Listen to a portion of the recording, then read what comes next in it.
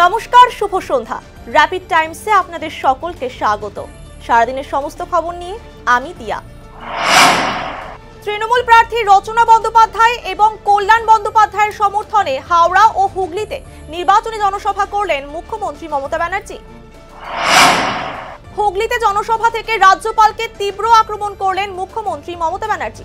বললেন, রাজ্যপাল কথা বলতে চাইলে রাস্তায় কথা বলবো। আগামী সোমবার রাজ্যে চতুর্থ দফায় নির্বাচন। লোকসভা ভোটের আগে ফের রাজ্যে প্রধানমন্ত্রী নরেন্দ্র মোদী। রবিবার 3 জেলায় 4টি জনসভা করবেন প্রধানমন্ত্রী। শিলিগুড়িতে জল কষ্ট।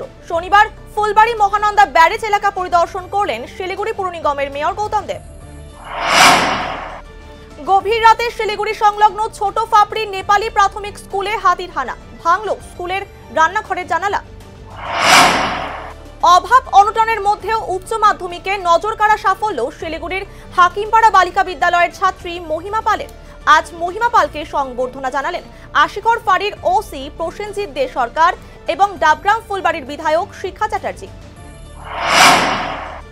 ফের মাদকের বিরুদ্ধে অভিযান জয়গা থানার পুলিশের। কাফ সিরাপ সহ এক ব্যক্তিকে গ্রেফতার করল জয়গা থানার পুলিশ। দুর্ঘটনার কবলে পড়লেন আলিপুরদুয়ার বিশ্ববিদ্যালয়ের উপাচার্য রথীন বন্দ্যোপাধ্যায়। আলিপুরদুয়ার থেকে শিলিগুড়ি আসার পথে ট্রাকের সঙ্গে গাড়ির মুখোমুখি সংঘর্ষ ঘটে। গুরুতর আহত উপাচার্য।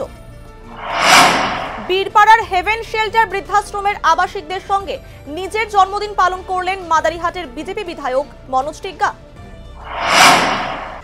তুফানগঞ্জ মহকুমার ফলিমারি গ্রাম পঞ্চায়েতের দক্ষিণ ফলিমারি এলাকায় সংকোষ নদী থেকে এক ব্যক্তির মৃতদেহ উদ্ধারের ঘটনায় চাঞ্চল্য ছড়ালো। ঘটনার তদন্তে পুলিশ।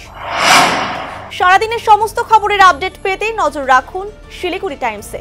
শিলিগুড়ি টাইমসের খবর আপনারা পেয়ে যাবেন শিলিগুড়ি টাইমসের ইউটিউব, এক্স হ্যান্ডেল, থ্রেডস এবং ইনস্টাগ্রাম পেজেও। সঙ্গে থাকুন, দেখতে থাকুন শিলিগুড়ি টাইমস।